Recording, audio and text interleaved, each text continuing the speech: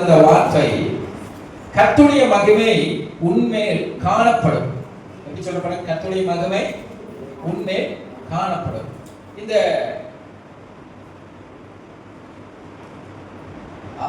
ரெண்டு வசனமும் ஒரே காரியத்தை தான் சொல்லுது. எழும்பி பிரகாசி, உன் ஒளி வந்தது, கர்த்தருடைய மகிமை உன்மேல் என்ன செஞ்சது? உதித்தது. இரண்டாவது வசனம் என்ன சொல்லுதுன்னா, அவருடைய மகிமை உன்மேல் காணப்படும். உதித்தது, காணப்படும் அப்படின்னா கன்ஃபார்ம் பண்ணி சொல்லுகிறார். நீ எழுந்து பிரகாசி, கர்த்தருடைய மகிமை உன்மேல் உதித்தது. அடுத்து சொல்லுகிறாரு அதே வசனத்துல, இதோ இருள் பூமியையும் காரிருள் ஜனங்களை மூடும். நீ அதை பத்தி கவலைப்பட வேண்டிய அவசியம் இல்லை. ஆனாலும், அந்த வார்த்தை ரொம்ப முக்கியம். ஆனாலும் ஒரு அல்லேலூயா சொல்லுங்க. அல்லேலூயா. இந்த உலகத்துல இருள் இருக்கிறது, காரிருள் இருக்கிறது, பிரச்சனைகள் இருக்கிறது, போராட்டங்கள் இருக்கிறது, வேதனைகள் இருக்கிறது, உபத்திரவங்கள் இருக்கிறது. ஆனாலும் சொல்லுங்க, ஆனாலும் உன்மேல் என்ன செய்வாரு? கர்த்தர் உதிப்பார். அவருடைய மகிமை உன்மேல் இருக்கும். இந்த இடத்துல சொல்லல, காணப்படும். அல்லேலூயா. கரங்களை உயர்த்தி சொல்லுங்க, அல்லேலூயா. அவருடைய மகிமை உன்மேல் காணப்படும். கர்த்தருடைய மகிமை உன்மேல் உதித்தது, அவருடைய மகிமை உன்மேல் காணப்படும். இது கர்த்தர் நமக்கு கொடுத்த கிருபை. ஆண்டவர் அழகா சொன்னார், அவருடைய மகிமை உன்மேல் காணப்படும்.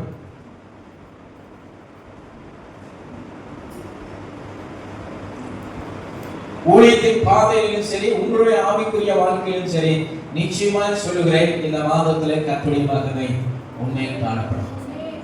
கடந்த 3 நாட்கள் வெளியிலிருந்து இந்த உபவாசம் 3 நாள் தொடர்ந்து உபவாசம் வந்து ஜெபித்த பொழுது, ஆண்டவரே இந்த மாசம் கன்வென்ஷன் இருக்கிறது, ஆண்டவரே இந்த 1ஆம் தேதி ஞாயிற்றுக்கிழமை வருகிறது, தேவனே ஒரு வார்த்தையை கொடுங்க என்று சொல்லி ரொம்ப நேரம் ஜெபம் பண்ணிட்டே இருந்தேன். ஜெபம் பண்ணிட்டே இந்த கர்த்தர் இந்த வார்த்தையை சொன்னாரு, தேவனுடைய மகிமை உண்மையில் காணப்படும். அல்லேலூயா, அல்லேலூயா. 2 காரியம் இதுல நீங்க இந்த செய்தியுடைய பார்ட் 2 AB. பணத்துக்கு 2 பக்கம் இருக்கணும் இல்ல பாபா? ஒரு பக்கம் அச்சடிச்சு இருந்தா, இன்னொரு பக்கம் வெறுமையா இருந்தா அந்த காசு என்ன காசு? கள்ள காசு இல்லைனா செல்லா காசு. சூப்பர். கள்ள காசு இல்லைனா பணத்துக்கு 2 பக்கம் இருக்கணும். அதே போல இந்த மகிமை 2 பக்கம் கிரியை செய்யணும். மகிமை எத்தனை பக்கம் கிரியை செய்யணும்? தேவன் அதைத்தான் விரும்புகிறார். 1 நல்ல புரிந்து, 1 அவருடைய நாம மகிமைப்படணும், 2 அவருடைய பிள்ளைகள் மகிமைப்படணும். கர்த்தருடைய மகிமை உண்மையில் உதித்ததுன்னா என்ன அர்த்தம்? உன்னை கீழாக்காமல் மேலாக்குவார் என்பது உனக்கு மகிமை மாத்திரமல்ல, அது அவருக்கும் மகிமை. எத்தனை பேருக்கு புரியுது? சங்கீதத்தில் வாசிக்கிறோம், உளையான சேற்றிலிருந்து ஆழமான படுகுழியிலிருந்து நம்மை தூக்குகிறார். தூக்கி நம்மளை எங்க உட்கார வைக்கிறாரா? பிரபுக்களோடும் ராஜாக்களோடும் உட்கார வைக்கிறார். அது பிரபுக்களோடும் ராஜாக்களோடும் உட்கார்றது நமக்கு மகிமை, உட்கார வைக்கிறதுனால அவருக்கு மகிமை. ஒரு பணத்துக்கு 2 பக்கம் இருக்கு.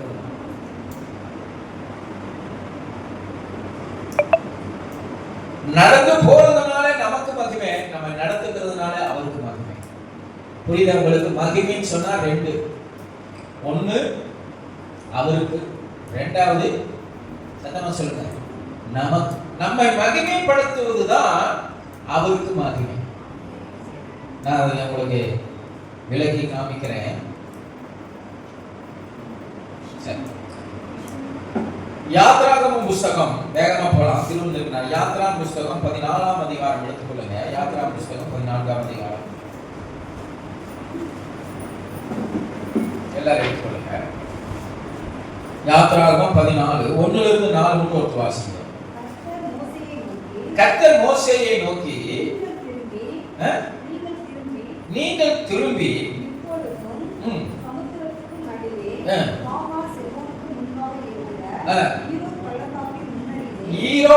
கிபிரோத் பள்ளத்தாக்கின் முன்னணியிலே பாளையம் இறங்க வேண்டும். புத்திரருக்கு சொல்லு, அதற்கு எதிராக சமுத்திர கரையிலே பாளையம் இறங்குவீர்களாக. அப்பொழுது பார்வோன்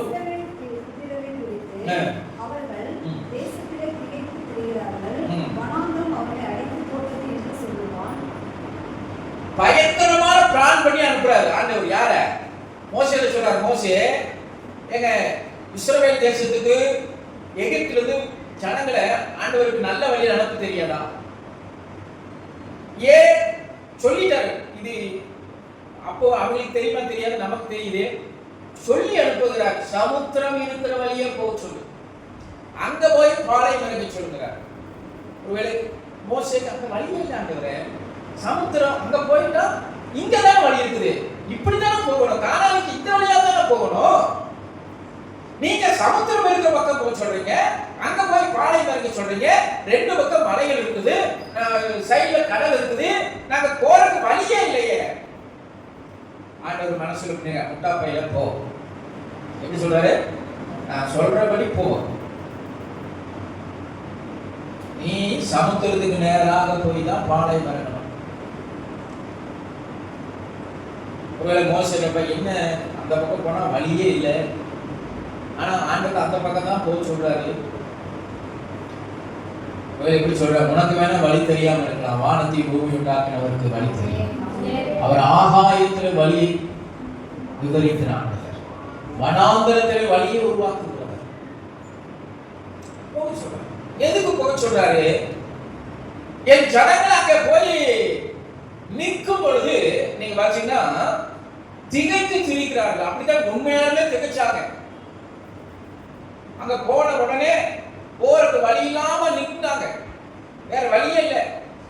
செங்கலுக்கு முன்னாடி நின்றுட்டு இருக்கிறாங்க. போக சொன்னது யாரு? சொல்லுங்க, போக சொன்னது யாரு? ஆண்டவர் தான் போக சொன்னாரு. சில சமயம் கர்த்தர் நம்மளை மரண இருளின் பள்ளத்தாக்குல தான் நடத்துவார். நான் மரண இருளின் பள்ளத்தாக்குல சில சமயம் போராட்டமான பாதையில் தான் போவோம், கர்த்தர் தான் நடத்துவார். நம்ம என்ன நினைப்போம்? ஏன் இந்த பிரச்சனை, ஏன் இந்த போராட்டம்? இஸ்ரவேல் ஜனங்கள் அதான் கேட்டாங்க, மோசே பின்னாடி பார்வன் வந்துட்டாங்க, கரெக்டான பிளானு, அங்க போனா தான் அவன் வருவான்னு நினைச்சார். ஏன்னா நீங்க அந்த வசனத்தை பின்னாடி ஆகையால் பார்வோன் அவர்களை பின்தொடர், நான்காம் வசனம், ஆகையால் பார்வோன் அவர்களை பின்தொடரும்படி நான் அவன் இருதயத்தை கடினப்படுத்தி நானே கர்த்தர் என்பதை எகிப்தியர் அறியும்படி பார்வோனுக்கு அப்படி எல்லா ராணுவத்துக்கும் மகிமைப்படுவேன் என்றார். அவர்கள் அப்படியே செய்தார்கள். அல்லேலூயா.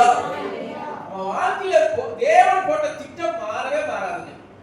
தேவன் போட்ட திட்டம், சத்தமா சொல்லுங்க, மாறவே மாறாது. தேவ திட்டத்துக்கு ஒப்பு கொடுக்கணும். ஐயோ ஆண்டவரே அங்க போனா வழி இல்லை, நான் இந்த வழியா போவேன்னு சொன்னா அங்கதான் போய் மாட்டிக்குவோம். வழி இல்லைனாலும் பரவாயில்ல போங்க. ஜனங்க போனாங்க, ஜனங்க மோசே அங்க போய் நின்னாங்க. ஆண்டவருடைய நினைப்பின்படியே பார்வோன் புறப்பட்டு வந்தான் ரதங்களோடு. ஏன்னா அவனுக்கு தெரியும், அவன் எப்படி யோசிச்சான்? மாட்டிட்டாங்களா? வழி தெரியாம போய் மாட்டிட்டாங்களா? செங்கடலை தாண்டி அவங்களுக்கு போக முடியாது, ரெண்டு பக்கம் மலை, மாட்டிட்டாங்களா? நான் போய் அவங்களை பிடிச்சு அவங்களை மீண்டும் கொண்டு வந்து இன்னும் அடிமையா அவங்களை நாசப்படுத்துவேன், இன்னும் அடிமையா அவங்களை வேலை வாங்குவேன் அப்படின்ட்டு என் நாட்டிலே எவ்வளவு வேதனைப்படுத்தினாங்க, எவ்வளவு 10 வாதையினால என் பிள்ளையை நான் சாக கொடுத்தேன், என்னை எப்படியெல்லாம் இந்த பார்வை இந்த மோசையை என்னை கஷ்டப்படுத்தினா விடமாட்டேன். புறப்படுறான், சேனைகளோடு புறப்பட்டு வருகிறான். புறப்பட்டு வருகிற அந்த சத்தம் கேட்ட உடனே இஸ்ரவேல் ஜனங்கள் பரிதபிக்க ஆரம்பித்தார்கள்.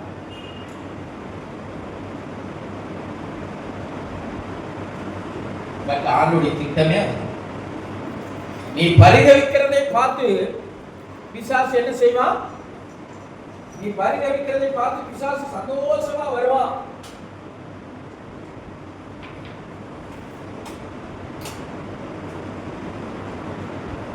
என்கிறதுதான் இந்த இடத்துல தேவனுடைய திட்டம். அந்த திட்டத்தின்படியே பார்வோன் புறப்பட்டு வந்தான். ஆனா என்ன நடந்தது தெரியுமா? யாருமே எதிர்பார்க்காத ஒரு காரியம். இஸ்ரவேல் ஜனங்க அந்த இடத்துல முறுமுறுக்க ஆரம்பிச்சுட்டாங்க. வாசிங்க 11ஆம் வசனம். அன்றியும் அவர்கள் மோசேயை நோக்கி, எகிப்திலே பிரேத குழிகள் இல்லையா என்று. நம்ம கூட நிறைய நேரத்தில் அப்படிதான் நினைப்போம், ஆண்டவரே இந்த பாதையில போனதுக்கு நான் செத்து போயிருக்கலாமே, ரொம்ப கடினமான பாதையா இருக்கிறது நீங்க நினைக்கலாம். இஸ்ரவேல் ஜனங்க அதையே சொல்றாங்க. ஆனா தேவ திட்டம்ன்றத நிறைய பேர் மறந்துட்டாங்க. தேவ சித்தங்க நம்மளை கைவிடவே மாட்டார். மலைக்கு விலகினாலும் பர்வதங்கள் நினைவேந்து போலாம், என் கிருபை உன்னை விட்டு விலகாது, நான் உன்னை கைவிடுவதில்லை. அல்லேலூயா. சத்தமா சொல்லுங்க அல்லேலூயா. நான் உன்னை கைவிடுவதில்லை. இது தெரியல. தேவ திட்டம் பல நேரத்துல சூழ்நிலையை பார்த்து நம்முடைய கண்கள் மறைக்கப்பட்டு விடுகிறது. சூழ்நிலைகளை பார்த்து நம்முடைய கண்கள் மறைக்கப்பட்டபடினாலே நாம் புலம்ப ஆரம்பிக்கிறோம், நம்ம திணறுகிறோம், வேதனைப்படுகிறோம், கண்ணீர் விடுகிறோம். அந்த ஜனங்க சொல்றாங்க, அதே ஜனங்க தான் சொல்றாங்க, எகிப்தில பிரேதக்குள்ள இல்லை என்று சொன்னியா, இந்த நடு வனாந்தரத்துல வந்து எங்களை சாக வைக்கிற. அங்க எகிப்தில செத்துருந்தாலும் இயற்கையே செத்துருவோம், இப்ப இங்க வந்து பட்டயத்தால சாக போறோமே. கண்ணீரோடு கதறுகிறார்கள். ஆனா தேவ திட்டம் என்ன தெரியுமா? என் நாமம் மகிமைப்படாது.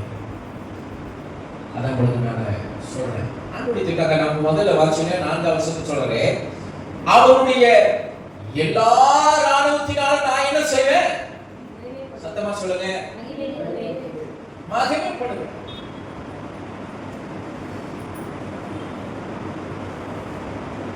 கவனிங்க, எல்லா சம்பவம் தெரியும். செங்கடல் 2ஆய் பிளந்தது உங்களுக்கு தெரியும்.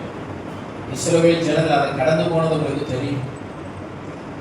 பார்வோன் சேனை அதுல மூழ்கி போனது தெரியும். சந்தோஷமா இஸ்ரவேல் ஜனங்கள் வெளியே அந்த பக்கம் போயிட்டாங்க. யாரும் கனவுல நினைச்சு பார்க்கல. செங்கடல் 2ஆய் பிளக்கும் யாரும் நினைக்கல. ஏன்னா மோசேக்கே தெரியாதுங்க செங்கடல் பிளக்கிறது. செங்கடல் பிளந்தது. என் தேவனால் கூடாத காரியம், சத்தமா சொல்லுங்க, ஒன்றுமே. செங்கடல் பிளந்தது. ஜனங்கள் கட்டாந்தரையில நடப்பதை போல நடந்து செங்கடலை கடந்து போனார். நான் சொல்றேன், சத்துரு என்ன நினைக்கிறானா, நானும் அதுல கடந்து போயிருவேன்னு நினைக்கிறேன். நான் சொல்லுகிறேன், தேவனுடைய பிள்ளைகளை உங்களை பார்த்து சொல்லுகிறேன், நீங்களும் நடக்கிற பாதையில சத்துரு நடந்தான காணாம போயிருவான். நீங்களும் நானும் போகிற அந்த வாழ்க்கை பாதையில எத்தனையோ பிரச்சனையை சந்திக்கிற பாத்தீங்களா? அந்த பிரச்சனையில கர்த்தர் நம்மளை நடத்துறதுனாலதான் நம்ம செங்கடல் கடந்து போறோம். நம்ம கடக்கிறதுக்கு காரணம் அவரு. நம்ம கடந்ததை பார்த்துட்டு இன்னொருத்தரும் இந்த வழியில நம்மளும் போயிடலாம்னா அந்த பாதையை அவனால கடந்து போகவே முடியாது. குரலிலே சொல்லுது. எத்தனை பேருக்கு நான் சொல்றது புரியுது? நம்ம கடந்து போற பாதையை, நம்ம பிரச்சனை போராட்டத்தில் எல்லாத்தையும் கர்த்தர் நம்மோடு கூட இருந்து அவர் நம்மளை செங்கடலை தாண்டி போக கர்த்தர் நம்ம திரும்ப பாராட்டி இருக்கிறாரு. நம்மளை போலவே வேற ஒருத்தர் தாண்டிடலாம், இவங்க போயிட்டாங்களே நம்மளும் போயிடலாம்னா அவன் மீண்டும் அக்கறை அடையவே முடியாது. அல்லேலூயா. ஏன்?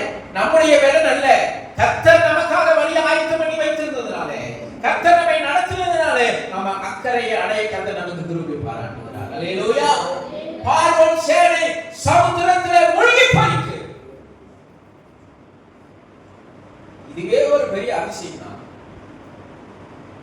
இதுல அவருடைய நாமம் மகிமைப்பட்டது. என்ன யாருடைய நாமங்க? செங்கடலிலே பார்வோனின் சேனையை அமிழ்த்தி போட்டதினாலே கர்த்தருடைய நாமம் மகிமைப்பட்டது.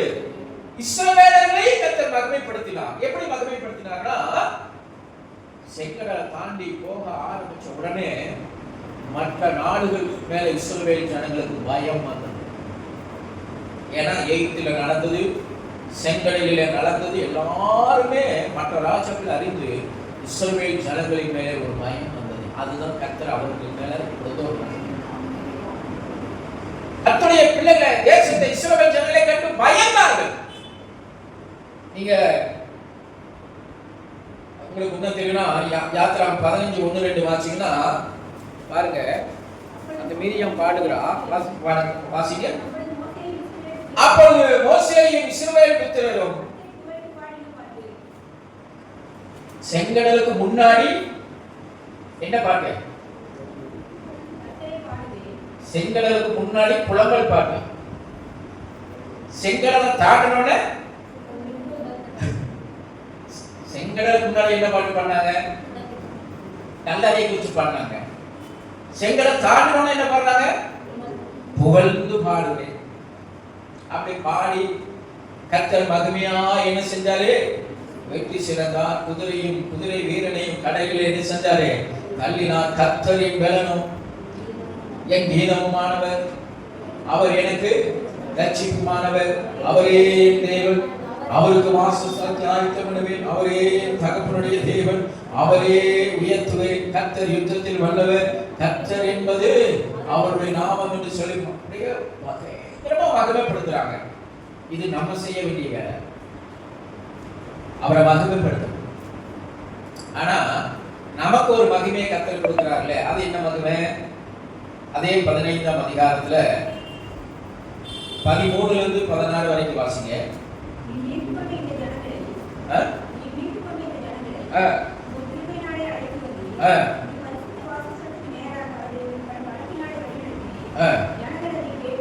ஜனங்கள் அதை கேட்டு பெலிஸ்தியாவின் குடிகளுக்கு என்ன பிடிச்சதா? இங்க கர்த்தர் நம்மை நடத்தின விதத்தை வச்சு சத்துருக்களுக்கு என்ன பிடிச்சிருச்சுங்க? சத்துரு ஒரு சத்துருல, ரெண்டு சத்துரு, ஏகப்பட்ட சத்துரு. எகிப்தில முடிஞ்சது. ஆனா பெலிஸ்தியாவின் குடிகளுக்கு என்ன பிடிச்சது? திகில் பிடிக்கும். ஏதோவின் பிரபு. ஏன்? கர்த்தர் நம்மோடு கூட இருந்தா. அதுதான் மகிமைங்க. நான் எப்பவுமே பேஸ்புக்ல என்னுடைய மேல ஒண்ணு பாத்தீங்க, நீதிமான் சிங்கத்தை போல எப்படி இருப்பான்? சத்தமா இருங்க, தைரியமா இருக்கான். அப்போ இது எதுக்கு சொல்லுகிறேன்னா, கர்த்தர் நம்மோடு கூட இருக்கிறதுனால, கர்த்தர் நம்மை நடத்துகிறதுனால சத்துரு திகைத்து போகும். இதுதான் கர்த்தர் நமக்கு கொடுக்கிற மகிமை. ஒரு அலையிலே சொல்ல, சத்துருவை பார்த்து ஒரு நாள் நம்ம பின் வாங்கவே கூடாது. அதனால ஆண்டவர் சொன்னாரு, சத்துருக்கு எதிர்த்து நில்லுங்கள், அப்பொழுது அவன் உங்களை விட்டு நீ யுத்தம் பண்ண வேண்டாம். சத்துருவை எதிர்த்து யுத்தம் பண்ணுங்கன்னு ஆண்டவர் சொல்லவே சொல்ல. இதே பழைய ஏற்பாடு நிறைவேற்றி எதிர்த்து நின்னா யாரு? கோலியாத்தை எதிர்த்து நின்னா தாவீது. என்ன யுத்தம் பண்ணணும்? ஒரே ஒரு கூழாங்கல் எடுத்து அடிச்சான். கூழாங்கல்லினாலே கோலியாத் விழல, கர்த்தர் அடித்ததுனாலே கோலியாத் விழுந்தான். அல்லேலூயா. தேவன் நல்ல பண்ணுங்க. அதனால யாருடைய நாமம் மகிமைப்பட்டது? தேவனுடைய நாமம் மகிமைப்பட்டது, தாவீதுடைய நாமம் மகிமைப்பட்டது. சவுல் கொன்றது 1000, தாவீது கொன்றது 16000. அவனையும் பாடினாங்க. மகிமையாய் கர்த்தர் வெற்றி சிறந்தார். சவுல் கொன்றது 1000, தாவீது கொன்றது 16000. தேவ பிள்ளைகளை எங்க எல்லாம் நீங்க ஜெயிக்கிறீங்களோ அங்க எல்லாம் கர்த்தரை பாடி மகிமைப்படுத்தணும். நீங்க ஜெயிச்சதுனால கர்த்தர் உங்களையும் மகிமைப்படுத்துவார். அல்லேலூயா. சத்துருக்கள் உங்களை கண்டு பயப்படுகிறதுதான் உங்களுக்கு மகிமை. அந்த இடத்துல வாசிக்க 15ஆம் அதிகாரத்துல திகில் பிடித்தது, ஏதோமின் பிரபுக்கள் கலங்குகிறார்கள், மோவாபின் பராக்கிரமசாலிகளே நடுக்கம் பிடிச்சிருச்சு. ஒரு அல்லேலூயா சொல்லுங்க. ஏன்? இஸ்ரவேல் ஜனங்களை பார்த்தா அவனுக்கு என்ன பிடிக்குது? சத்தமா சொல்லுங்க, என்ன பிடிக்குது? பராக்கிரமசாலிக்கு என்ன பிடிக்குதுங்க? சத்தமா சொல்லுங்க, என்ன போடுறது? நடுக்கம் பிடிக்குது. ஏன்னா யுத்தம் நம்முடையதல்ல, கர்த்தருடையது. அல்லேலூயா சொல்லுங்க. அல்லேலூயா. விசுவாசத்துல சோர்ந்து போயிடாதீங்க. உன்னை விழுந்து போகாத ஒரு நாள் விட மாட்டார். உன்னை தூக்கி எடுத்து நிறுத்தி அவரும் மகிமைப்படணும், உன்னையும் மகிமைப்படுத்த விரும்புகிறார். அல்லேலூயா. தாவீது அழகா சொல்லுகிறாங்களா, அவன் தான் முறிந்து விழுந்தான், நான் படுக்கையில் இருந்தேன், இனி எழுந்து வரமாட்டான்னு சொன்னாங்க. கர்த்தர் என்னை எழுந்து நிமிர்ந்து நிற்க பண்ணினார். அல்லேலூயா. அப்போ எழுந்து நிமிர்ந்து நிற்கிறது தான் நம்முடைய மகிமை. நம்மளை எழுந்து நிற்க பண்ணுகிறது கர்த்தருக்கு மகிமை. அல்லேலூயா சொல்லுங்களேன். அல்லேலூயா. பாருங்க, பராக்கிரமசாலிகளுக்கு என்ன பிடிச்சது? நடுக்கம் பிடிக்கும். கானானின் குடிகள் யாவரும் இருதயம் கரைந்து போயிடுச்சு. இஸ்ரவேல் ஜனங்கள் இந்த வழியா வர்றாங்க அப்படின்னு சொன்னாலே சத்துருக்களுக்கு என்ன பிடித்ததுங்க? நடுக்கம் பிடிச்சு. ஐயோ என்ன நடக்குமோ? அவன் கானானியர்கள் வந்து சரி இஸ்ரவேல் ஜனங்க வந்து இந்த தேசத்துல நாங்க இந்த வழியா போறேன்னு சொன்னா கூட அவங்க வர்றதை பார்த்தோன்னே இவன் யுத்தத்துக்கு ஆயத்தமாயிருப்பான். ஏன் எல்லாம் ரெடி பண்ணுடா, நல்லா பயிற்சி எடுக்கிறா, நல்லா யுத்தம் பண்ணுங்க, அவங்க ஜெயிக்க முடியாது. அவங்க எகிப்தில் எப்படி எல்லாம் பண்ணாங்க தெரியுமா, என்னென்னலாம் பண்ணாங்க தெரியுமா, அவங்க மகா பராக்கிரமசாலிகள். நம்ம சாதாரணமா அவங்களோட யுத்தம் பண்ணா ஜெயிக்க முடியாது. பயங்கரமான திட்டங்கள், பயங்கரமான எண்ணங்கள், யோசனைகள், இப்படி எல்லாம் இஸ்ரவேல் ஜனங்களோட யுத்தத்துக்கு வருவாங்க. அவங்க யுத்தம் தோல்வியாகத்தான் முடியும். சத்துருடைய யுத்தம் என்னவா முடியுங்க? சத்தமா சொல்லுங்க. சரி, ஒரே ஒரு சம்பவத்தை உங்களுக்கு சொல்றேன். எல்லாருக்கும் என்னாகமம் 22ஆம் அதிகாரம் 1 to 4 மட்டும் வாசிங்க. என்னாகமம் 22 1 to 4 வரை.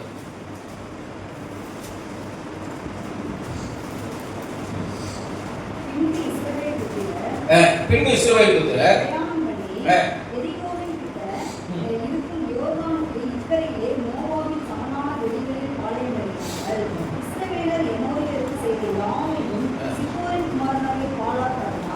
ஜனங்கள் ஏராளமாய் இருந்ததினால் மோவாப் மிகவும் பயந்து இஸ்ரவேலர்களுடன் கலக்கமடைந்து மீதியானியரின் மூப்பரை நோக்கி, மாடுகளின் புல்லை மேய்ப்பது போல இப்பொழுது இந்த கூட்டம் நம்மை சுற்றி இருக்கிற யாவையும் மேய்ந்து போடும் என்றான். அக்காலத்தில் சிப்போரின் குமாரனாகிய பாலாக் மோவாபிற்கு ராஜாவாய் இருந்தான். உங்களுக்கு தெரியும், இந்த மோவாப் ராஜா என்ன பண்றாருன்னா, அந்த பாலாக்கு அந்த ஜனங்களோடு யுத்தம் பண்ணி அவர்களை நம்ம என்ன செய்ய முடியாது, ஜெயிக்கவே முடியாது அப்படின்னு சொல்லிதான் அந்த பாலாக்கு என்ன பண்றான், பீலையாம தேடுறான். பீலையாம சொன்னானா அப்படியே நடக்கும், போய் அவனை கூட்டிட்டு அவனுக்கு எவ்வளவு நகை வெள்ளி பொண்ணு பொருள் உடைகளை கொடுத்தாவது எப்படியாவது இஸ்ரவேல் ஜனங்களை சவிச்சிடலாம். ஏன்னா அவங்களோட யுத்தம் பண்ணி நம்ம ஜெயிக்கவே முடியாது. ஏன்னா கர்த்தர் அவங்களோடு கூட இருக்கிறார். ஆமீன். எத்தனை தேசத்தை சிதறடிக்காங்க, எத்தனை ராஜாக்களை அழித்துட்டு வந்தாங்க தெரியுமா அப்படின்னு சொல்லி வேலையாம கூப்பிடுறாங்க. வேலையாம வந்து என்ன தெரியுமா சொன்னா, இஸ்ரவேலை ஆசீர்வதிப்பதே கர்த்தருக்கு பிரியம். அல்லேலூயா சொல்லுங்களேன். அல்லேலூயா. இஸ்ரவேலை ஆசீர்வதிப்பதே கர்த்தருக்கு பிரியம் என்று சொன்னார். ஏன்னா உங்க மேல என் மேல அளவில்லாத நேசத்தை வைத்திருக்கிறார். உங்களை மகிமைப்படுத்த விரும்புகிறார். அவன் உன்னை தொடுகிறவன் என் கண்மணியை சொல்கிறார். உனக்கு விரோதமாய் வருகிறவன் 7 வழியாய் அழிப்பவன் என்று கர்த்தர் சொன்னார். அல்லேலூயா.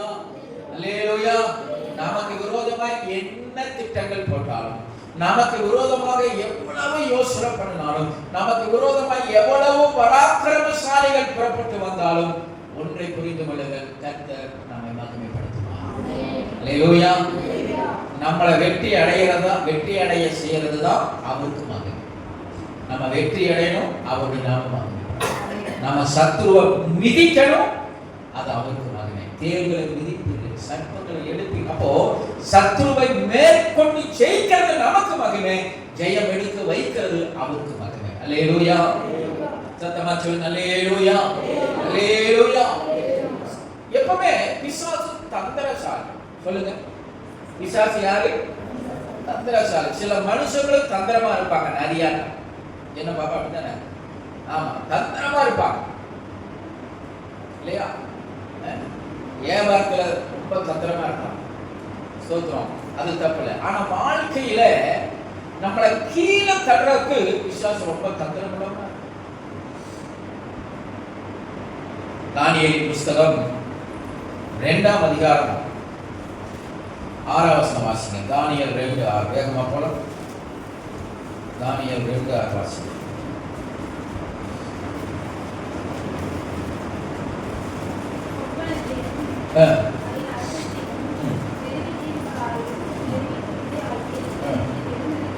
ராஜா ஒரு சொப்பனத்தை பார்க்கிறாரு.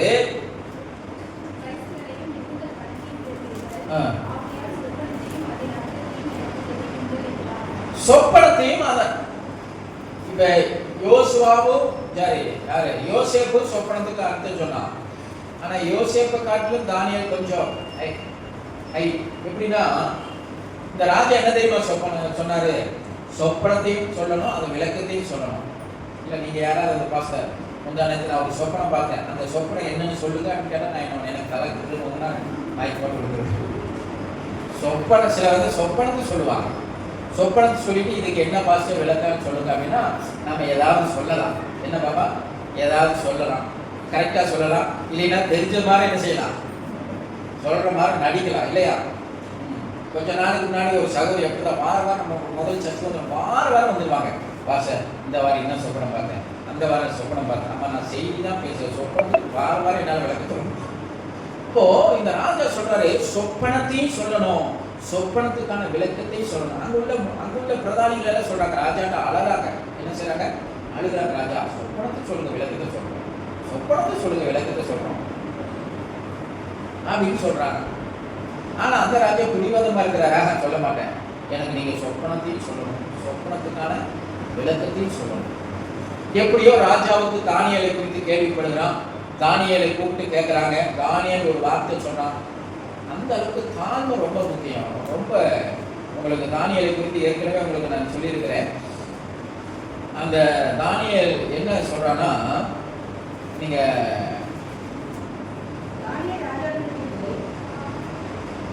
ஒரு நிமிஷம், அதுலயே 20ஆம் வசனம் வாசிங்க. தானியேல் 2:20. பின்பு தானியேல் சொன்னது, எப்படி சொல்றாங்க, எவ்வளவு தாழ்மை பாருங்க. தானியேல் சொன்னது, தேவனுடைய நாமத்துக்கு என்றென்றைக்கும் உள்ள சதா காலங்களிலும் ஸ்தோத்திரம் உண்டாவதாக, ஞானமும் வல்லமையும் அவருக்கே உரியது. சொல்லுங்க ராஜா, நான் சொல்கிறேன் ராஜா, இப்ப ஞானமும் வல்லமையும் யாருக்குரியது? அதை சொல்லும்போது எப்படி சொல்றாங்க தெரியுமா? சதா காலங்களிலும் அவருக்கு என்ன உண்டாகட்டும், ஸ்தோத்திரம் உண்டாகட்டும், ஞானமும் வல்லமையும் உமக்கே உரியது. நான் போய் கொஞ்சம் ஜெபம் பண்ணிட்டு ராஜா ஆண்டவர்கிட்ட கேட்டு வந்து சொல்றேன்னு சொல்லிட்டு அதே போல போய் ஜெபம் பண்றான். கர்த்தர் அந்த காரியத்தை சொல்றாரு. சொன்ன உடனே பாருங்க, இது தானியேலுக்கும் ராஜாவுக்கும் நடக்கிற ஒரு சம்பவம். தானியேல் போய் ஜெபம் பண்றான், கர்த்தர் அந்த காரியத்தை சொல்றாரு, வர்றாரு. தானியேலுக்கு அந்த ராஜாவுக்கு சொப்பனத்தையும் சொல்றாரு. சொல்லுங்க, அப்புறம் என்ன சொல்றாரு, விளக்கத்தையும் சொல்றாரு. இதை கேட்ட உடனே அந்த ராஜா அப்படியே என்ன செய்யறாரு, மெய் சிலுத்துட்டு அவனை உயர்ந்த ஸ்தானத்துல கொண்டு போய் என்ன செஞ்சுட்டாரு, வச்சுட்டாரு. தானியேலின் புஸ்தகம் 2ஆம் அதிகாரம் 46 49 வாசிங்க.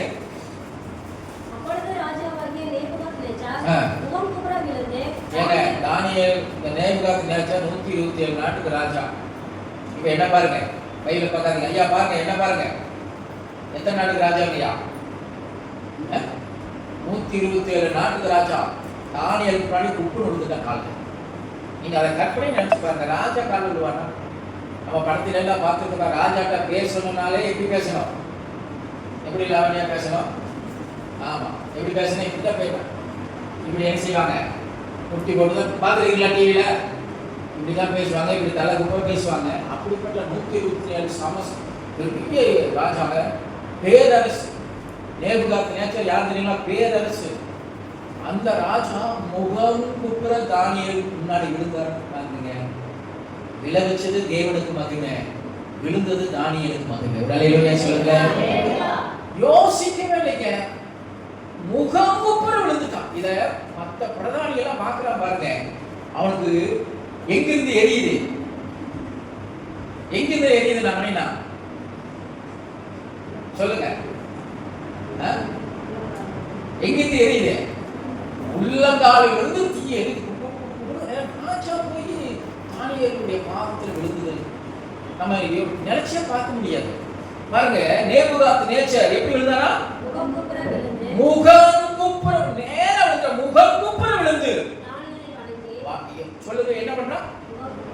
ஏங்க தானியேல் யாரு? மாமனா மச்சானா? அடிமை. ஒருவேளை நான் இப்படி நினைக்கிறேன், நேபுகாத்நேச்சாருடைய மாமா மச்சான் எல்லாம் எதிர இருந்திருப்பாங்க. பிரபுக்கள் உட்கார வரிசையில் இருப்பானா இருக்க மாட்டாங்க? சொல்லுங்க. இப்ப நாம மட்டும் முதலமைச்சர் ஆயிட்டுன்னா நான் என்ன பண்ணுவேன் சொல்லுங்க? கோமுனிஸ்ட யார் போடுவேன்? உங்களை போடுவேனா? போட மாட்டேன், தம்பி போடுவேன் இல்லையா? எங்க சித்தப்பா பையனை போடுவேன், பெரியப்பா பையனை போடுவேன். அப்பதான் குடும்பமா என்ன செய்யலாம். அதுக்கப்புறம் உங்களை வந்து அடிஷ்டலா போட்டுக்குவேன். அப்போ நேபுகாத்நேச்சாருடைய அந்த பிரபுக்கள் வரிசையில் நிச்சயமா யாரெல்லாம் இருந்திருப்பாங்க? கற்பனை நினைச்சு சொந்தக்காரங்க இருந்திருப்பாங்களா? இருந்திருக்க மாட்டாங்களா? ஆனா இவன் முகம் குப்புற விழுந்து வணங்கணும்னா அவங்களால என்ன செய்ய முடியல, ஏற்றுக்கொள்ள முடியல. பாருங்க, முகம் குப்புற விழுந்து தானியேலை வணங்கி அவனுக்கு காணிக்கை செலுத்தவும் தூபம் காட்டவும். தூபம் காட்டுறது என்னன்னா சுவாமி ஆக்கிற மாதிரி ஒரு வேலை தானியேல் அதை ஏற்றுக்கொள்ளல. ஆனா ஒரு பெரிய ஸ்தானத்துல கொண்டு போய் தானியேலை வச்சான். தூபம் காட்டவும் கட்டளையிட்டான். ராஜா தானியேலை நோக்கி, நீ இந்த மறைபொருளை வெளுத்தினபடியால் மெய்யான உங்கள் தேவனே தேவர்களுக்கு தேவனும் ராஜாக்களுக்கு ஆண்டவரும் மறைபொருளை வெளிப்படுத்துகிறவருமாய் இருக்கிறார் என்றார். இது ஆண்டவருக்கு மகிமை. பின்பு ராஜா தானியேலை பெரியவனாக்கி அவனுக்கு அநேகம் சிறந்த வெகுமதிகளை கொடுத்து அவனை பாபிலோன் மாகாணம் முழுவதுக்கும் அதிபதியாகவும் பாபிலோனில் உள்ள சகல ஞானிகளின் மேலும் பிரதான அதிகாரியாகவும் நியமித்தார். தானியேல் ராஜாவை வேண்டிக் கொண்டதன் பேரு இவன் இந்த இடத்துல இதே தான் மனசு சும்மா தப்பு இல்ல. தானியேலுடைய ஃப்ரெண்ட் யாரு? சத்தமா சொல்லுங்க. Shadrach, Meshach, Abednego. நைஸா போட்டுட்டான். ராஜா ரொம்ப சந்தோஷப்படுறார். ராஜாவே என்ன மட்டும் தூக்காதீங்க, கூட 3 பேர் இருக்கிறாங்க நம்ம ஃப்ரெண்டுங்க, லைட்டா அவங்களுக்கு என்ன செய்யுங்க பாருங்க. தானியேல் அவன் சாத்ராக், மேஷாக், ஆபேத்நேகோவை பாபிலோன் மாகாணத்தில் காரியங்களை விசாரிப்படி வைத்தான். தானியேல் என்றால் ராஜாவின் குழு மண்டபத்தில் இருந்தான். என்ன தெரியுமா? ராஜாவுக்கு இணையான ஒரு ஸ்தானத்துல ஒரு ராஜாவை போல இருக்கிற ஒரு அரண்மனை. புரியுதுங்களா? ஒரு உயர்ந்த ராஜா கொழு மண்டபத்துல ராஜாவுக்கு இருக்கிற அத்தனை சாத்தியங்களும் அத்தனை வசதிகளும் யாருக்கு வந்துச்சு சொல்லுங்க? சத்தமா சொல்லுங்க. தானியேலுக்கு வந்துச்சு. இப்ப தானியேலை பார்க்கணும்னா பர்மிஷன் வாங்கணும். அதுக்கு என்ன சொல்லுவாங்க? என்ன வாங்கி பார்க்கணும்? அப்பாயின்மெண்ட் வாங்கி பார்க்கணும். ஆனா தானியேல் அடிமையாய் போனவன். எங்க இருந்து போனவங்க? இஸ்ரவேல் தேசத்துல என்னவா போனவன்? அடிமையா போனவன். இப்ப ராஜாவுடைய கொழு மண்டபத்துல தங்கி இருக்கிற அளவுக்கு உயர்த்தப்பட்டது. தானியேலுக்கு மகிமை, உயர்த்துவது தேவனுக்கு மகிமை. ஒரு அல்லேலூயா சொல்லுங்க. இப்ப அதெல்லாம் ஒரு பக்கம் போனா, ஆனா அதுக்கப்புறம் என்ன நடக்குது? சத்துரு சும்மா இருப்பானா? நான் ஏற்கனவே சொன்னேன், அவனுக்கு எங்க இருந்து எரியுது சொல்லுங்க? சத்துருக்கு எங்க தெரியுது? இல்லையா? நம்ம ஒரு புது ட்ரெஸ் போட்டாலே நிறைய பேருக்கு என்ன செய்யுது? என்ன செய்யுது? சாக்லேட் எங்க, பிறந்த நாளைக்கு கேட்கிறாங்களா? அது போல சத்துருக்களுக்கு பொறுக்க முடியல. 3ஆம் அதிகாரம் 1ஆம் வசனம் வாசிங்கன்னா, ராஜாவாகிய நேபுகாத்நேச்சர் இது உயர்த்தப்பட்டதுக்கு அப்புறம் நீங்க நம்ம சரியா வாசிக்கணும்னா நம்ம சரியா புரிந்துக்கலாம். 6ஆம் அதிகாரம் எடுத்துக்கொள்ளுங்க. தானியேல் 6:1 வாசிங்க.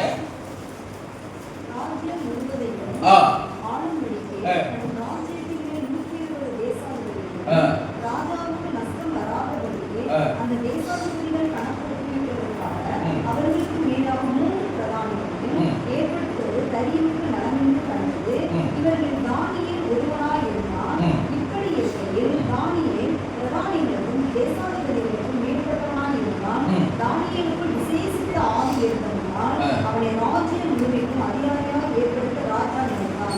அப்பொழுது பிரதானிகளும் தேசாதிபதிகளும் ராஜ்யத்தை விசாரிக்க தானியேலை குற்றப்படுத்தும்படி இப்ப சத்துருக்கள் என்ன பண்றாங்க? தானியேலை அந்த ஸ்தானத்திலிருந்து என்ன செய்யணும்?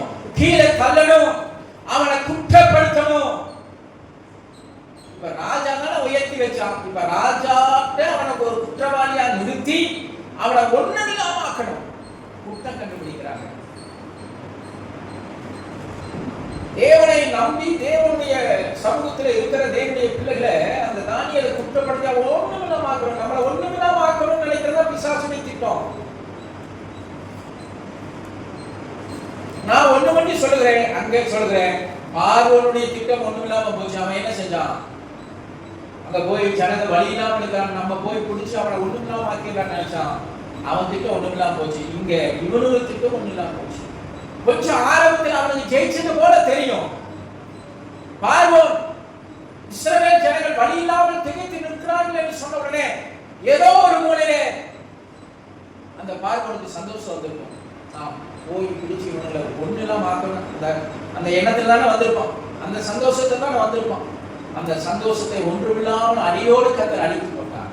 இங்கே தானியேல் அனுதினமும் ஒரு நாளைக்கு 3 தரம் ஜெபிக்கிற மனிதன் கரெக்டா போய் சொல்றாங்க, திட்டமிட்டு தானியேலே ராஜாவே, ஒரு மாதத்துக்கு யாரையும் வணங்கக்கூடாது, ராஜாவை தவிர வேற யாரையும் வணங்கக்கூடாது, எந்த கடவுளையும் வணங்கக்கூடாது. ராஜாவை போய் அப்படியே நைசா பேசி சின்ன பிள்ளைகளுக்கு புரியுதா சொல்றேன், நைசா ராஜா எங்களுக்கு கடவுள் நீங்க தான், சொல்றாங்க ராஜாவை பார்த்து? சத்தமா சொல்லுங்க. ராஜாவை பார்த்து எப்படி சொல்றாங்க? எங்களுக்கு கடவுள் நீங்க தான், எங்களுக்கு படி அளக்கிறவர் நீங்க தான், எங்களுக்கு நல்ல ஆட்சி தரவர் நீங்க தான், எங்களுக்கு நல்ல பாதுகாப்பு தரவர் நீங்க தான். நாங்க உங்களை தான் ராஜாவை என்னவா பார்க்கிறோம்? தெய்வமா பார்க்கிறோம். உங்களை தவிர நாங்க ஒரு மாசத்துக்கு யாரையும் வணங்க மாட்டோம் ராஜா. ஒரு சட்டம் போடுங்க ராஜானா, யாரையுமே கொஞ்சம் மேன்மைப்படுத்தி பேசினா எப்படிதான் இருக்கும்? சத்தமா சொல்லுங்க. யாரையுமே மேன்மைப்படுத்தி பேசினா எப்படி இருக்கும்? ராஜாவை மேன்மைப்படுத்த உடனே அவனுக்கு கண்ணை மறைச்சிருச்சு. புகழ் என்ன மறைச்சிருச்சு? கண்ணை மறைச்சிருச்சு. சட்டம் போட்டுட்டான். இந்த சட்டத்துக்கெல்லாம் பயந்தவன் அல்ல, தன்னை நடத்துகிற தேவன் யார் என்பதை தானியேல் அறிந்தவன். இந்த தேசத்துக்கு ஒரு அடிமையாய் வந்தவன் என்பதை தானியேல் அறிந்தவன். என்னை யார் உயர்த்தினார், என்னை யார் நடத்துகிறார் என்பதை தானியேல் அறிந்தவன். இதுக்கெல்லாம் பயப்படல. எப்பொழுதும் போல பலகணியை திறந்து வைத்து முழங்கால் படித்து அவரை நோக்கி செபித்தான். அல்லேலூயா. சத்தமா சொல்லுங்க அல்லேலூயா. யாருக்கும் பயப்பட. நான் சொல்றேன், உன் வாழ்க்கையில சத்துருவுக்கோ சூழ்நிலைக்கும் பயப்படாத. நீ தைரியமா இருக்கணும். அதான் சொல்ற, நீதிமான் சிங்கத்தை போல எப்படி இருக்கணும்? தைரியமா இருக்கணும். நீ தைரியமா இருக்க பொழுதுதான் கர்த்தர் உனக்காக யுத்தம் பண்ணுவார். அல்லேலூயா. நீ சத்துருவை எதிர்த்து நிக்கணும். அப்பதான் கர்த்தர் உனக்காக யுத்தம் பண்ணுவார். கோலியாத்தை கண்டு பயந்து இருக்கும் பொழுது கர்த்தர் யுத்தம் பண்ண முடியல. கோலியாத்தை எதிர்த்தவனோடுதான் கர்த்தர் நின்று யுத்தம் பண்ணார். அல்லேலூயா. நான் சொல்றேன், சத்துருவோடு யுத்தம் பண்ண பழகு. சத்துருவை எதிர்த்து நின்று பழகு. சத்துருவோடு சமரசமாகிறாதே. சத்துருவோடு இணைந்து போயிடாதே. சத்துருவா பயப்படாம எதிர்த்து நின்று, உலகத்தில் இருக்கிறவனை காட்டிலும் உன்னில் இருக்கிறவர் பெரியவர். அவர் ஒரு நாள் உன்னை கீழே விழுந்து போக உன்னை விட மாட்டார். உன்னை உயர்ந்த கண்மலையில் நிறுத்த அவர் வல்லமை தேவன். அல்லேலூயா. சத்தமா சொல்லுங்க அல்லேலூயா. ஆரம்பத்துல கொஞ்சம் பயம் இருக்கும். தானியேலை பிடிச்சிட்டாங்க, ராஜாவை வந்து நிறுத்திட்டாங்க. ராஜாவே, இவன் பலகனை திறந்து இவன் தன்னுடைய கடவுளை வணங்கி கொண்டிருந்தான், எங்க கண்கள் அதை பார்த்தது. ராஜானால ஒன்றும் சொல்ல முடியல. கொஞ்சம் வேதனை தான். காரணம், தானியேலை நேசித்த ராஜா. அதுக்கப்புறம் தான் தெரியுது, இவனுக்கு எல்லாமே சூழ்ச்சி பண்ணி என்ன தானியேலுக்கு விரோதமா விளைவிக்கிறதுக்கே பண்ணியிருக்கிறான். ஆனா சட்டம் தன் கடமையை செய்யும். தானியேலை கொண்டு போய் சிங்கக்கவில போட்டாங்க. ராஜாவுக்கு இரவு முழுவதும் தூக்கம் இல்லை. காலையில வந்து, ஆனா விசுவாசத்தோட ராஜா சொல்கிறாரே, நீ ஆராதிக்கிற தேவன் உன்னை காப்பாற்றினாரா? அதுக்கு தானியேல், நான் ஆராதிக்கிற தேவன் என்னை என்ன செஞ்சாரு? தானியேலுக்கு பிரச்சனை முடிஞ்சது. உடனே ராஜா அரண்மனைக்கு போறாரு, சட்டத்தை ரத்து பண்றாரு. எவன் எல்லாம் தானியேலை சிங்கக்கவில தூக்கி போட சொன்னானோ அவன் மாத்திரமல்ல, அவன் குடும்பத்தையே கூட்டிட்டு வாங்குறாரு. புள்ள குட்டிக தாத்தா பாட்டி பையன் பேர குடும்பமா கொண்டு வா. நீங்க குடும்பமா கொண்டு வா. கொண்டு வந்து சிங்கக்கவில போட்டார்கள். வசனம் வாசிக்க வீட்டுல போய், அவர்கள் தரையை தொடுவதற்கு முன்பே சிங்கங்கள் பாய்ந்து அவர்களுடைய எலும்புகளை நொறுக்கி போட்டது. ஒரு அல்லேலூயா சொல்லுங்க. அல்லேலூயா. சத்துரு எழும்பி வரலாம், ஆனா உங்களையும் என்னை தொடுக்கான அதிகாரம் இல்லை. கர்த்தர் நம்மை வேலி அடைத்து வைத்திருக்கிறார். நம்மை தொட்டானா அவன் திரும்பி போகவே முடியாது, தொடவே முடியாது. ஒருவேளை தொட்டா கூட அவனுக்கு தான் சாக்கடி. கரண்ட தொடலாம், தொட்டவனுக்கு பிரச்சனையா சொல்லுங்க? இல்ல கரண்ட்டுக்கு ஏதாவது பிரச்சனையா? சத்தமா சொல்லுங்க. கரண்ட தொட்டா கரண்ட்டுக்கு ஏதாவது பிரச்சனையா? தொட்டவனுக்கு பிரச்சனையா? ஆமா. கர்த்தர் உங்களை கரண்டா வச்சிருக்கிறார். ஆவிக்குரிய கரண்ட். உங்களை சத்துரு தொட்டா என்ன செய்யும்? சாக்கடிச்சு தூக்கி வீசிடும். வேளாண் கோயிலில் நடந்த ஒரு சம்பவம். நாங்கள் துணி துவைச்சிட்டு ரூமில் துணி துவைச்சிட்டு என்ன செய்யலாம், சோப்பு வந்து அந்த சுவிட்சு பெட்டி மேலே தான் வைப்போம். எப்பவுமே சாக்கடிக்காது. நான் ஒரு நாள் துவைச்சிட்டு சோப்பு கொண்டு போய் சுவிட்சு பெட்டி மேலே வச்சேன். சாக்கடிச்சிச்சு எனக்கு. ஒன்றும் இல்லை, டக்குன்னு கை எடுத்துறேன். உடனே என் நண்பன்கிட்ட சொன்னேன், டேவிட்ஜோ கடவுள் ஒரு உதவி பண்ணாரு அப்படின்னு சொல்லி, நான் அவனை அங்கே தான் சோப்பு வைப்போம். அதனால் நான் முன்னெச்சரிக்கையாக சொன்னேன், டேவிட்ஜிவா அது சாக்கடிக்குது, சோப்பு அங்கே வைக்காத அப்படின்னு சொன்னேன். ஏன்னா ரெகுலராக நாங்கள் அங்கே தான் வைக்கிறது. அப்போ தன்னால வச்சுக்கிறோம், உனக்கு மட்டும் தனியாக சாக்கடிக்கலான்னு கொண்டு போய் சோப்பை வச்சா பாருங்க, அவனை தூக்கி போட்டு. அதனால நீங்களாம் கரண்ட், கர்த்தரோட ஐக்கியமா இருந்தீங்கன்னா நீங்களாம் ஒரு கரண்ட். உங்களை சத்துரு தொடவே முடியாது. மீறி தொட்டானா உங்களுக்கு இல்லை, கர்த்தர் அவனை தூக்கி வீசுவார். அல்லேலூயா. சத்தமா சொல்லுங்க அல்லேலூயா. ஆமா, சத்துருக்கள் அந்த தரையில தொடுவதற்கு முன்னாடி சிங்கங்கள் அவர்கள் எலும்பை நொறுக்கி போட்டு, அந்த வசனத்தை வேணா வாசிங்க.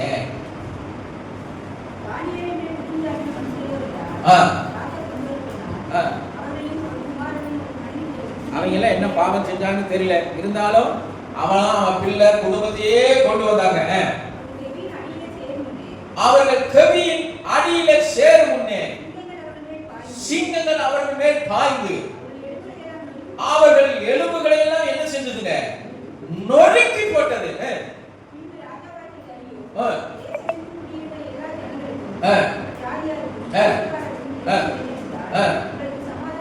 சரி, அதெல்லாம் போதும். அப்போ நம்மை உயர்த்துவது தேவனுக்கு மகிமை, நம்மளை உயர்த்தி வைக்கிறது நமக்கு மகிமை. அல்லேலூயா. அவரை ஆராதிக்கிற பிள்ளைகளுக்கு மகிமை. நான் சொல்லுகிறேன், ரெண்டு காசுக்கு ரெண்டு பக்கம் போடுறேன். நம்மை நடத்தி வெற்றி அடைய செய்கிறது அவருக்கு மகிமை, நம்மளை எழுந்து நிறுத்தி நிற்க பண்ணுகிறது நமக்கு மகிமை. அல்லேலூயா. ஆமென். அல்லேலூயா. சத்தமா சொல்லுங்க. நான் முடிக்க போகிறேன். இதனுடைய காரியங்களை கடைசி ஃபைனலா, இது பழைய ஏற்பாட்டின்படி நடந்த காரியங்கள். இப்ப புதிய ஏற்பாட்டின்படி எதுல அவன் நாம மகிமைப்படுது? கவனிங்க, எதுல அவன் நாம மகிமைப்படுது? இப்ப ராஜாவும் இல்ல, சிங்கமும் இல்ல, யாரும் உங்களை கொண்டு போய் சிங்க கவியில போட போறதும் இல்ல. இப்ப சமுத்திரமும் இல்ல, சமுத்திரம் பிரிய போறது இல்ல, சமுத்திரத்தில் கொண்டு போய் யாரும் அமைக்க போறதும் இல்ல. அதெல்லாம் பழைய ஏற்பாட்டில் நடந்த ஒரு சம்பவத்துல, உண்மையான சம்பவம் நம்ம வாசிட்டோம். ஆனா புதிய ஏற்பாட்டில எப்படி அவருடைய நாமத்தை மகிமைப்படுத்தணும், எப்படி நீங்க மகிமைப்படணும் அப்படின்னு சொன்னா, யோவான் எழுதின சுவிசேஷ புத்தகம் 11ஆம் அதிகாரம் 40வது வசனம். யோவான் 11:40 வாசிங்க. இயேசு அவனை நோக்கி, நீ விசுவாசித்தால் தேவனுடைய மகிமையை காண்பாய் என்றார். அப்போ நல்ல கவனிங்க, நீ விசுவாசித்தால் தேவனுடைய மகிமையை காண்பாய். ரொம்ப கவனிக்கணும். விசுவாசித்தால், விசுவாசமே உலகத்தை ஜெயிக்கும் ஜெயம். விசுவாசத்தினாலே நீதிமான் பிழைப்பார். அப்போ விசுவாசத்தினாலே, இந்த விசுவாசத்தை எதுல, நான் வேகமா போறேன் கவனிங்க வசனம், விசுவாசத்தை எதுல வெளிப்படுத்தணும்னா, அந்த இப்ப நீங்க வாசிங்க, அதை வாசிங்க 11:40 வாசிங்க. இயேசு அவனை நோக்கி, நீ விசுவாசித்தா தேவனுடைய மகிமை காண்ப. அப்ப தேவனுடைய மகிமை உன் வாழ்க்கையில வெளிப்படணும்னா, எப்படி எகிப்தியரின் ஜனங்களுக்கு கர்த்தருடைய மகிமை வெளிப்பட்டதோ, எப்படி தானியேலுக்கு தேவனுடைய மகிமை வெளிப்பட்டதோ, அதுபோல உன் வாழ்க்கையில தேவனுடைய நாம மகிமைப்படணும்னா நீ விசுவாசிக்கணும். ஆமென். ஸ்தோத்திரம். விசுவாசம்னா அது இருதயத்துக்குள்ள இருக்கிறதுல, அது கிரியில வெளிப்படணும். ஆமென். வேதம் சொல்லுது, கிரி இல்லாத விசுவாசம் செத்தது. அப்ப தேவ நாம மகிமைப்படணும்னா நீ விசுவாசத்தை கிரியில என்ன செய்யணும்? காமிக்கணும். அல்லேலூயா. சத்தமா சொல்லுங்க அல்லேலூயா. விசுவாசத்தை கிரியில காமிக்கணும். புதிய ஏற்பாட்டின் விசுவாசிகளா இருக்கிற நீங்க விசுவாசத்தை கிரியில காமிக்கணும். எங்களுடைய சபையுடைய தலைமை போதகர் நாகர்கோயில கன்வென்ஷன் இருக்கும் பொழுது ஆவியானவரோடு பேசினாராம். பாட்டில் இருக்கிற பணத்தை தூக்கி காணிக்க பெட்டியில் போடு, அத்தனை போடுனாராம். கிட்டத்தட்ட அவர் கொஞ்சம் பெரிய பாஸ், 30,000 ரூபாய் பக்தர் வச்சிருந்தார். ஆண்டவர் சொன்னார், அவர் சொன்னாரா, ஆண்டவரே நான் இங்கிருந்து நான் திருப்பூர் போகணும், ஆமென், சோதனை போறதுக்கு பெட்ரோல் அடிக்கணும், ஈஸ்ட் அடிக்கணும், எல்லாம் பண்ணணும், ஒரு 5,000 ரூபாய் எடுத்து வச்சுக்கிறேன் அப்படி ஆண்டவர் தெளிவா பேசினார். 5,000 ரூபாய் எடுத்து வச்சுக்கிறேன், 25,000 ரூபாய் போட்டுக்கிறேன் அப்படின்னு ஆண்டவர் சொன்னார். அத்தனையும் போட்டுனார். அத்தனை போட 1 ரூபாய் இல்லாம போடு. விசுவாசம் நம்ம ஆண்டவரே நீங்க தான் என்னோட கிரியை வெளிப்படுத்து. ரொம்ப நேரம் போராட்டம் வரத்தான் செய்யும். ரொம்ப நேரம் போராடிட்டு காணிக்க கன்வென்ஷன்ல பாக்ஸ் வந்துருக்கு இல்லையா, பாக்ஸ் வரும்போது அவர் போடல. பாக்ஸ் வரும்போது போடல, ஏன்னா போராட்டம் முழுசு போடணும், 1 ரூபாய் இல்லாம போடணும். போராட்டம். ஒரு பாக்ஸ் வருது, போயிடுச்சு. எங்க போய் ஜெபம் பண்றாங்க, மறுபடியும் காணிக்க எடுத்து முடிச்சுட்டு அங்க ஃபுல் பண்ணி போயிடுச்சு. இதனால ஒண்ணுமே பண்ண முடியல. காணிக்கைக்காக ஜெபம் பண்ணிட்டு இருக்காங்க. அந்த நேரத்துல வேகமா மறுபடியும் இருக்கிற காசை பூரா எடுத்து கிட்டத்தட்ட 30,000 சில ரூபாய் அவர் எடுத்து கொண்டு போய் காணிக்கை பெட்டியில போட்டார். ஆண்டவர் கீழ்ப்படிஞ்சார். ஆனா அவர் சொல்றார், கீழ்ப்படிஞ்ச உடனே முதல்ல அவர் ஒய்ஃபுக்கு தான் போன் பண்ணாரா. போன் பண்ணி அவர் பேசுறாரு, காசு ஏதாவது வச்சிருக்கிறியா?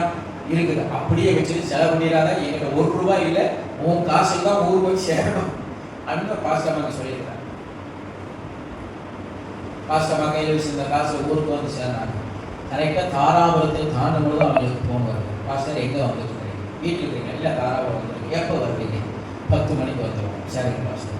இவங்க கரெக்டாக சர்ச்சு வாசலில் வந்து காரில் இறங்குறாங்க. ஃபோன் பண்ண ஃபேமிலி வந்து நின்றுச்சு. ஸ்தோத்திரம், ஆமென், ஸ்தோத்திரம்.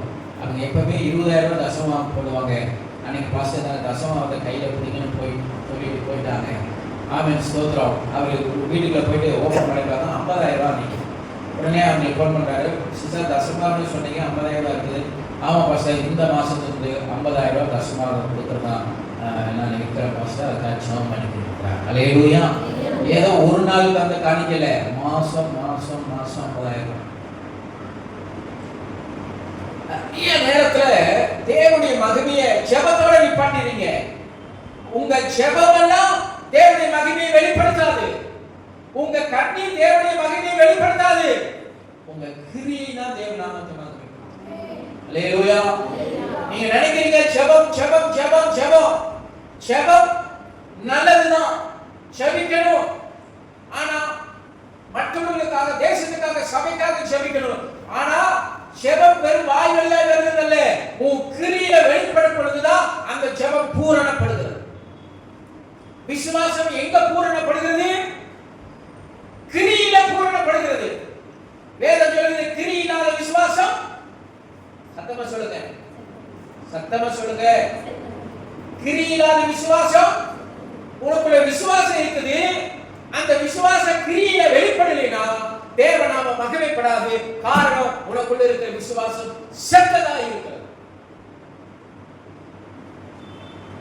கொஞ்சம் கடினமா இருக்குல்ல? எனக்கு அப்படித்தான், எல்லாருக்கும் அப்படித்தான். விசுவாசிக்கிற ஆண்டவரை நம்புகிற அத்தனை பிள்ளைகளுக்கு அப்படித்தான். விசுவாசத்தினால நீதிமான் பிழைப்பான். சும்மா ஜெபம், ஆசீர்வதிங்க ஆசீர்வதிங்க ஆசீர்வதிங்க, இதையே வாழ்நாள் ஃபுல்லா ஜெபம் பண்ணிட்டு இருந்தா நீ சாகிற வரைக்கும் அதைத்தான் ஜெபிக்கணும். 5 நிமிஷம் ஜெபம் பண்ணாலும் ஜெபத்துக்குரிய காரியத்தை விசுவாசத்துல கிரியில நடந்து காமி.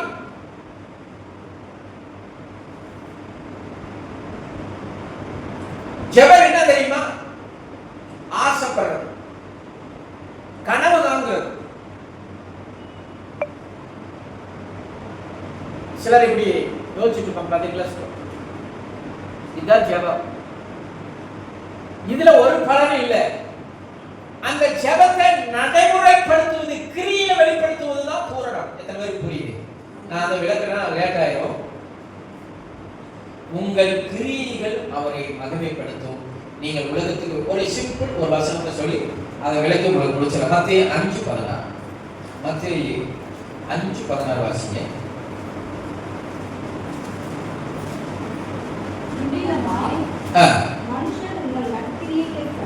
இவ்விதமாய் மனுஷர் உங்கள் நற்கிரியைகளை கண்டு. இப்ப தேவநாம மகிமைப்படணும். அப்பதான் அவர் உங்களை மகிமைப்படுத்துவார். நல்லா புரிஞ்சுங்க, தேவநாம மகிமைப்படணும். எதுல மகிமைப்படுவாரு?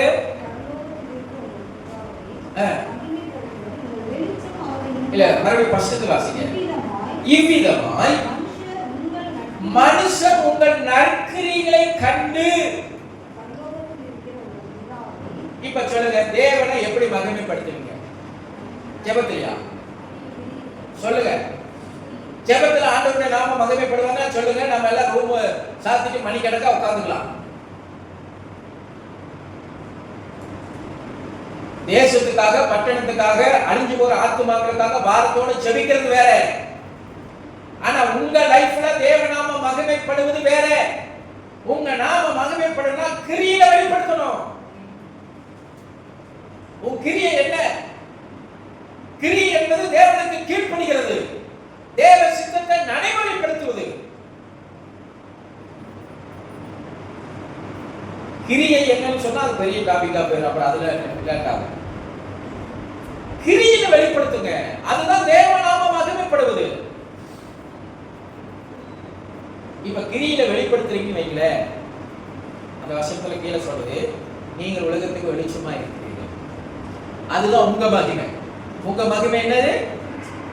சொல்லுங்க. உங்க மகிமை என்பது உலகத்துக்கு வெளிச்சமா இருப்பது. நீங்க உலகத்துக்கு வெளிச்சமா இருப்பதுதான் அவருக்கு மகிமை. நீ இருளுக்கு பிசாசுக்குரிய பிள்ளை அல்ல, நீ பரிசுத்தத்துக்குரிய பிள்ளை. நீ பொய்யனும் பொய்க்கு பிதாவுமாய் இருக்கிற அவனுடைய பிள்ளை அல்ல, மெய்யான சத்தியத்தை பேசுகிற ஜீவனுள்ள தேவனுடைய பிள்ளை என்பதை வெளிப்படுத்தணும் வாழ்க்கையில். அல்லேலூயா. சத்தமா சொல்லுங்க அல்லேலூயா.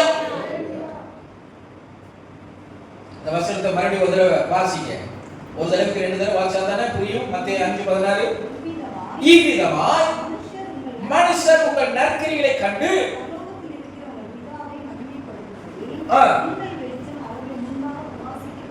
உங்கள் வெளிச்சம் அவர்களுக்கு முன்பாக என்ன செய்யணும்?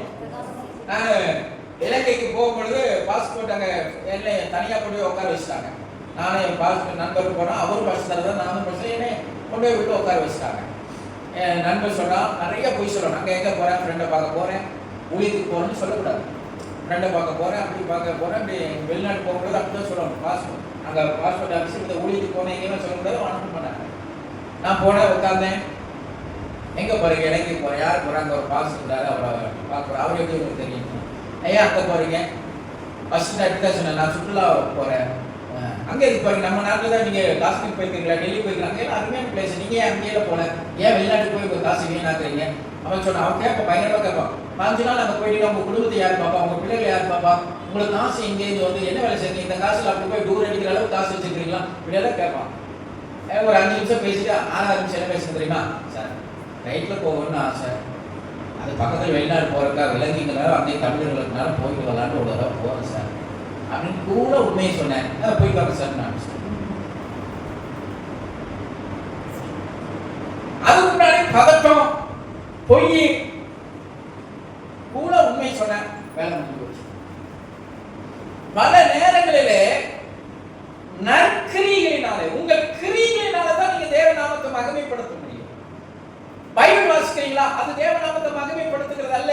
நீ பைபிள் வாசிக்க அது உனக்கு தான் பிரயோஜனம், ஆவிக்குரிய வாழ்க்கைக்கு தான் பிரயோஜனம். நல்ல ஞானம், அறிவு, புத்தி, கிருபைகளை கொடுப்பார். அது யாருக்கு பிரயோஜனம்? நீ கிருபையை பெறதுனால, நீ ஞானத்தை பெறதுனால, நீ தேவனுடைய புத்தியை பெறதுனால யாருக்கு பிரயோஜனம்? யாருக்கு பிரயோஜனம் இல்லை. அவருடைய நாமத்துக்கு பிரயோஜனம் இல்லை. அது தேவனுக்கு பிரயோஜனம் இல்லை, அது உனக்கு பிரயோஜனம்.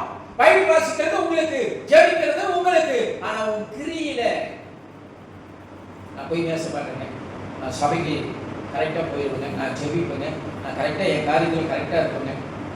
இங்கே முந்தைய ஒரு காலத்தில் ஒரு சகோதரி வந்துருந்தாங்க, உமான்னு சொல்லி. அவங்க நெடுஞ்சாலைத்துறை ஆஃபீஸில் வேலை செஞ்சாங்க. லஞ்ச பணத்தை கொண்டாந்து நீங்கள் வாங்கவே வேண்டாம், அவங்க கொண்டாந்து டேபிள் வச்சுட்டு போயிடணும். அந்த ரோடு கான்ட்ராக்டில் வேலை செய்யறாங்க, லஞ்ச பணம். அந்த சிஸ்டர் கேட்டாங்க, சிஸ்டர் ஃபஸ்ட்டு அந்த பணம் வாங்குறதா வேண்டாமா? வேண்டாம் சிஸ்டர், விட்டுருந்தேன் அப்படின்னா.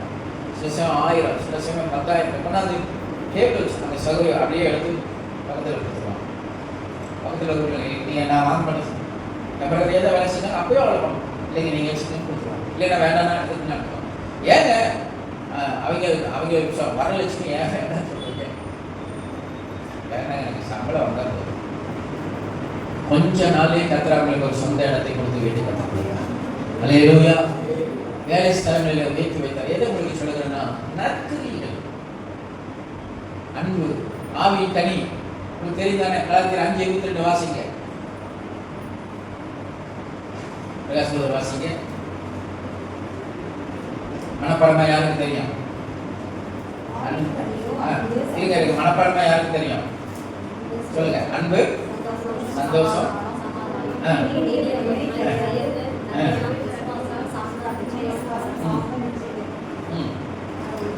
ஆமா, மறுபடியும் எடுத்து வாசிங்க. ஆவியின் கனியோ அன்பு, சந்தோஷம், சமாதானம், பொறுமை, தயவு, நற்குணம், விசுவாசம், சாந்தம், இச்சையடக்கம். இதுதாங்க கிரியில வெளிப்படுத்துகிற அந்த காரியம். அன்பு, அடுத்தது சந்தோஷம், சமாதானம், நீடிய பொறுமை.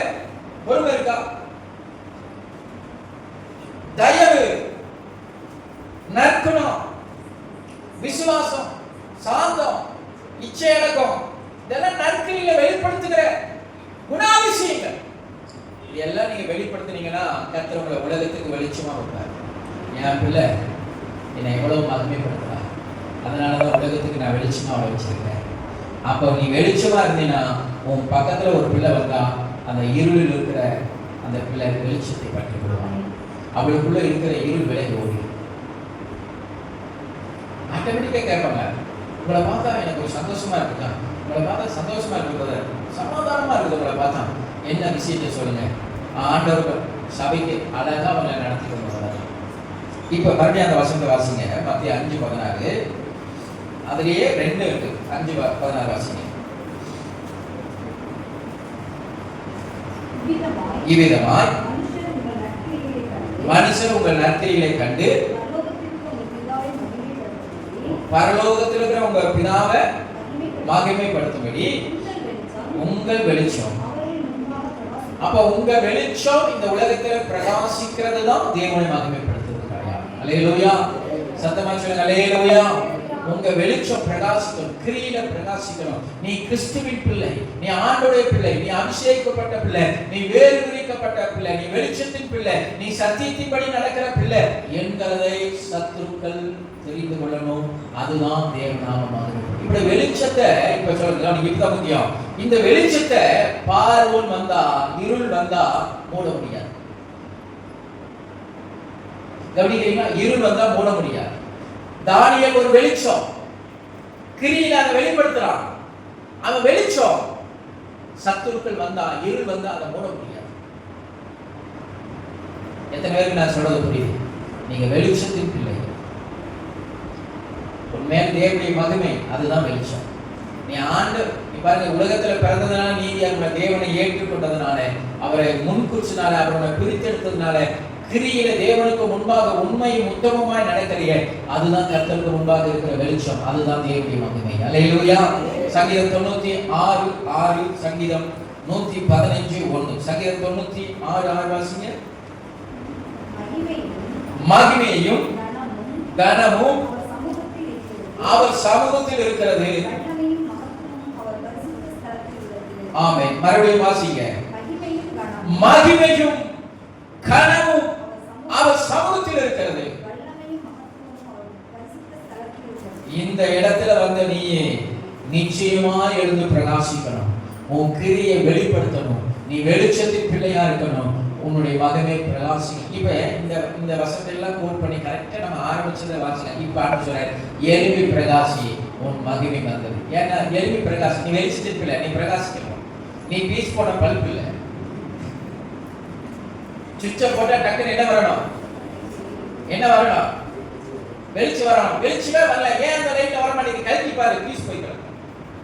எழும்பி பிரகாசி, கர்த்தருடைய மகிமை உன் மேல வந்துருச்சு. நீ பிரகாசிக்கக்கூடிய பிள்ளை. உன் பிரகாசம் இருள் இருக்கிற ஜனங்களை வெளிச்சத்துல கொண்டு வரணும். இல்லையா? லைட் போட்டீங்கன்னா சாயந்தர நேரம் பூச்சிக்கெல்லாம் வருதுல்ல, அது போல ஜனங்க வரணும்.